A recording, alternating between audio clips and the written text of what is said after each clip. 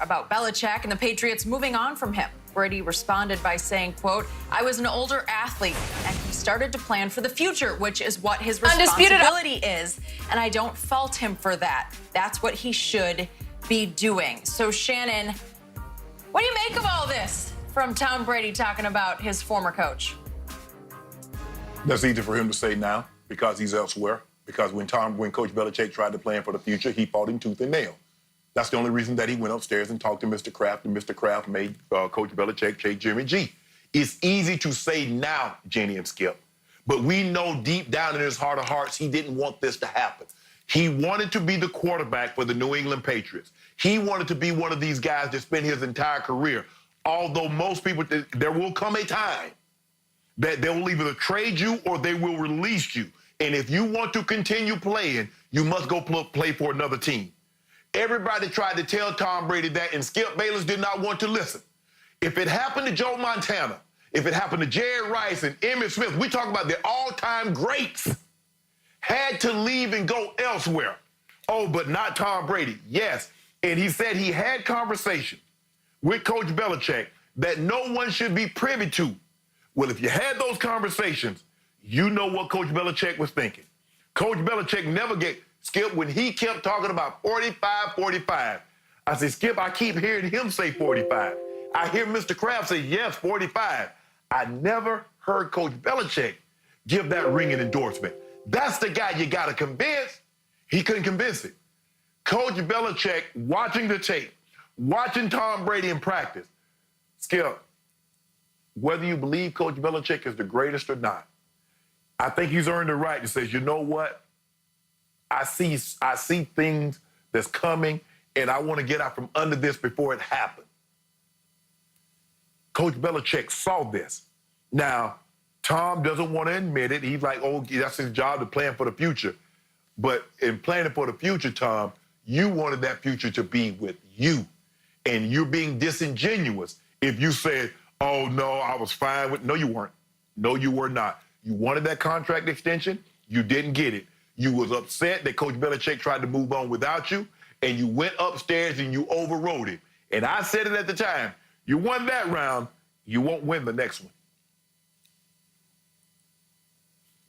Okay, but Shannon, once again, you are revising history because the message I'm getting from Tom Brady is that he wanted out. And you always say, it happens to the greatest. Well, wait a second. The 49ers traded Joe Montana to Kansas City. The Dallas Cowboys said no to Emmitt Smith when he finally went to Arizona and said, I'm going to pile on a few more carries while running out of bounds for the Arizona Cardinals. And it was, excuse me, sort of a pathetic sight. This was Tom Brady saying in his last contract with New England, you do not have the ability anymore to franchise tag me. I'll sign the contract if you will say no franchise tag. So remember, one thing that Tom said on Howard Stern this morning was he knew going into last year it was his last year in New England, and it's coming across to me that's by his choice as well as by their choice, or at least Belichick's. And obviously, Belichick is not saying that Brady can't play anymore. Belichick is just saying to me, I have earned the right to show the world as I approach 70 years of age that I can go win a Super Bowl without Tom Brady. I'm sick and tired of Tom Brady getting the Lions' share of the credit for our 6 Super Bowl championships and 9 Super Bowl appearances. And I don't begrudge him that. I don't condemn Belichick for saying, I need to move on for me, not because he can't play, because I want to show the world I'm better than Tom Brady. And Tom Brady is saying, oh, I actually needed a fresh start in a new place with a new coaching staff where I can restart, regenerate, have a new challenge, and make football fun again. Obviously, as Ian O'Connor wrote the other day on ESPN.com, Brady felt like he had been Belichicked for 20 years. He was tired of living under the iron-fisted rule of Bill Belichick, which was one reason that today on Howard Stern, I kind of hope that Tom would let his hair down a little more and be a little more painfully honest about the divorce with Belichick. But remember, Shannon, Tom is a huge Howard Stern fan. Tom once took a tour of the Howard Stern facility, of his offices and his studios. And Howard, I think, wasn't there at that time, but he just was such a fanboy of the show that he just wanted to see it and feel it. And Tom actually sounded a little nervous to me in the clips I've heard so far on the show today, because I think he's a little intimidated, believe it or not, by the great Howard Stern, who's one of the great interviewers we've ever had on television or radio. So to me, I wish he hadn't taken quite the high road that he took today, but it was mostly high road. But he did drop a few F-bombs in there. He let his hair down a little bit and give, you know, because you criticize, now, Jen, if I'm not mistaken, he criticized old Goat James, saying, why does he got to curse so much? And I think, Jenny, you might have even chimed in a few times. So, but Tom Brady dropped a few of these things in there. But, Skip, I want to ask you one thing. I want to know this. If the Patriots had come to Tom Brady and given him a 3-year extension, does Tom Brady, after the season, says, you know what, I want out, release me, or trade me? Do you believe that happened? Tom Brady want out because they didn't give him that extension. They said, this is what we'll do. We'll give you $8 million tacked on to your $15 million salary. That's it. Tom Brady is not telling the truth. If they had given him the extension that he wanted in 2018, 2017, 2018, or at the start of 2019, Tom Brady would still be the quarterback of the New England Patriots. It was because they didn't. And Coach Belichick didn't do that because he wanted to move on without him. That's what that is, Skip. Tom Brady's trying to rewrite history. Oh, I want it out. I'm all Belichicked out. You will never Belichick. Coach Belichick has not changed. The only thing that has changed about Coach Belichick, I saw a highlight when he first got the job, his hair was brown. Now his hair is a lot more white than brown. That's the only thing that's changed about that man. His personality, his persona has not changed. Tom Brady, he is the same Coach Belichick that Tom Brady met the first day he went to minicamp is the same Coach Belichick that he is now. Tom Brady is not there. He didn't get the extension, and he saw Coach Belichick writing in big, bold letters on the wall, I want you gone. That's it. Now, we can dress it up and say, oh, Tom wanted out. Oh, Tom was looking for a fresh start. But you and I both know, had he got that contract extension at any point in time in the last 3 years, Tom Brady would still be the quarterback, and he would not have requested a trade, and he would not have requested to get cut. So stop this.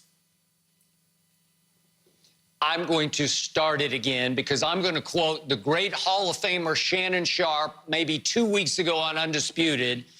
Shannon Sharpe told me, Bill Belichick let the Patriots get old right before your very eyes. You were talking about the roster. Get old right before your very eyes. Did you not say that? Right. I did. Okay, my point is, Tom... Go ahead. No, but what I wanted to say, Skip, I wanted to say Coach Belichick, he likes veteran players because he likes guys that, you know, sometimes, a lot of times, Skip, rookies, you have to go over and over things with them. Coach Belichick, he likes veteran players. Well, Skip, when you get veteran players that's 25, 26, and not guys that's 21, 22, they get to the age of 30, obviously a lot quicker. And that's what has happened. Kyle Van Noy, he didn't draft Kyle Van Noy. He didn't draft Jason McCourty. He didn't draft some of these other guys. He got them later. And so they got to that benchmark. Seems to be 30 is the new benchmark in the NFL. I guess it's Coach Walsh said that was his benchmark. They got there sooner. But yes, that's what happened, Skip. And everybody, oh, he's a great talent evaluator. He's a great drafter. No, he's not. Coach Belichick really hit the hammer, hit it out the park with basically 3 guys, Skip. He got it right with Tom Brady first. He got it right with Richard Seymour next. And he got it right with Rob Gronkowski.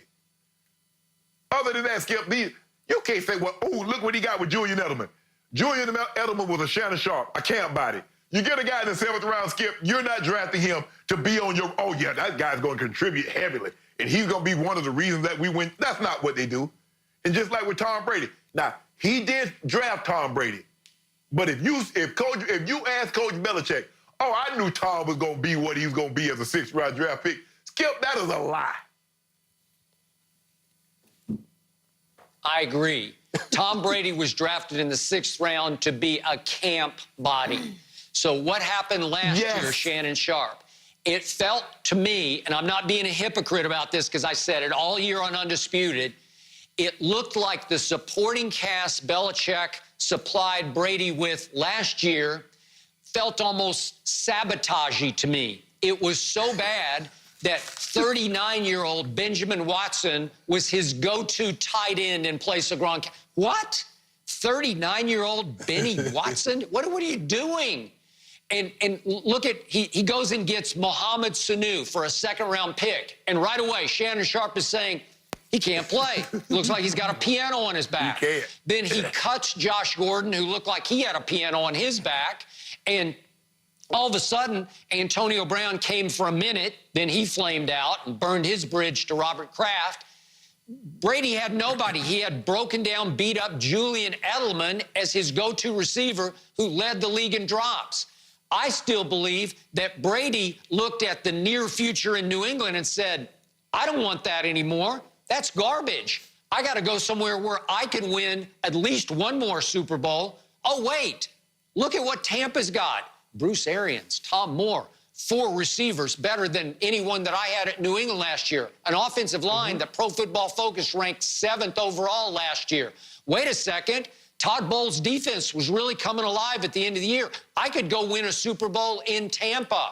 So to me, it was Tom wanting to leave as much as Bill wanting him to leave. And again, it was sort of mutual on their parts. They both wanted to go say, watch what I can do without you. So I'm great with it, but don't put it all on Belichick condemning Brady that he can't play anymore, because that is not what happened.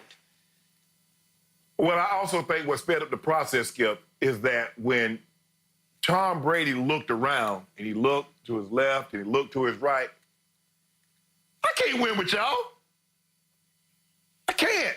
Skip, as long as he was willing to stomach, he was willing to tolerate all the open and blatant disrespect that Coach Belichick showed towards him, as long as he felt he could win a title. You think Coach Belichick all of a sudden, Skip, started being this way towards Tom in year 18, year 19, year 20? No, he's always been that way. But the one thing that Tom Brady always felt is that I got a chance to win a title. For the first time last year, I think he looked around and said, I can't win. I got no Gronk. I got no Josh Gordon. Is not what he once was. Look at my tight ends. No Hogan, no Amendola. I can't win. And for the first time, he says, you know what? It might be time. Coach Belichick, you want me out? Well, maybe, hey, I'll help you. I'll exit. You might be pushing me, but it's not like I'm fighting you. It's not like I'm leaning back saying, no, stop pushing me. I'll help you. I'll walk out the door. Yeah, right. No, I agree. And my final point on this is that you've always said that Bill Belichick was the greatest thing that ever happened to Tom Brady. And I always said, no, it's reverse. It's the other way around. But right now, Bill Belichick is the greatest thing that ever happened to Tom Brady in his second life in pro football, because right now, Tom Brady is obsessed with showing Bill Belichick he was wrong and that I can go win a Super Bowl without you. So right now, it's Belichick motivating Tom Brady in ways Tom Brady has never been motivated before. Agree. Both these guys have a lot to prove. And how about those Cowboys? Coming up, some teams think that the Cowboys have an advantage in the draft this year. We'll explain the details next. Man.